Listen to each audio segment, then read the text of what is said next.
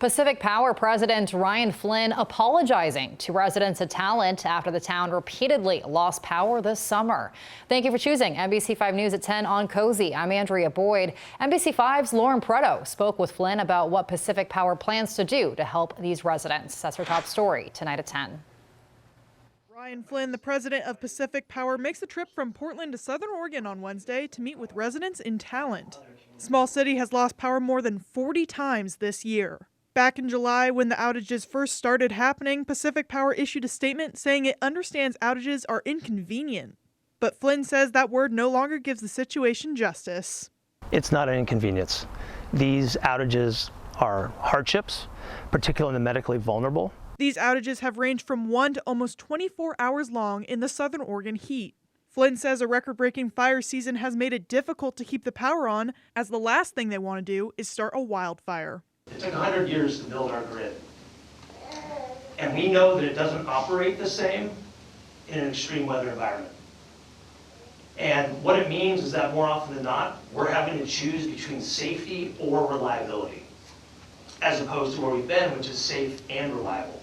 Flynn says Pacific Power has already put a lot of plans in action to help prevent further outages. So we've installed additional fault indicators on the line, which allows us to locate faults quicker. We've installed 4 new reclosers, which essentially allow us to sectionalize the system, identify the fault locations, reduce customer impacts, and restore customers quicker.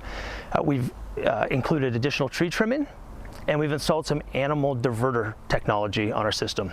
Talent residents say they understand certain things the company has had to do, but what they don't understand is why there is a lack of communication. The bottom line for me is not hearing anything from Pacific Power for 3 months. You know, people are busy. I work 10-hour days, so multiple methods of communication, that would be helpful. Send a message or a text or something that says, these are the things we're trying to do. Yes, communication. That, I think, was one of the most difficult things, is that there was nothing from PP&L. Flynn says he understands these frustrations, and that's exactly why he came down here personally, to address all questions and concerns. He says everyone at Pacific Power has learned their lesson, and they'll be better at communicating not just before, but throughout fire season as well. I'm the president of the company. The performance of the system is my responsibility, and I take full responsibility for it. Rogue Valley State Senator Jeff Golden says he's impressed with how the company has reacted to the community's outcry. In my experience with corporations of this size, I don't find that happening a lot. What's more likely is you send down public relations people, and you still won't get completely clear answers to your questions. Flynn says reimagining the grid is not going to happen overnight, and there is the possibility of more outages this year and next summer. He says the performance of Pacific Power has not lived up to his expectations, and things will change. We will be better next wildfire season.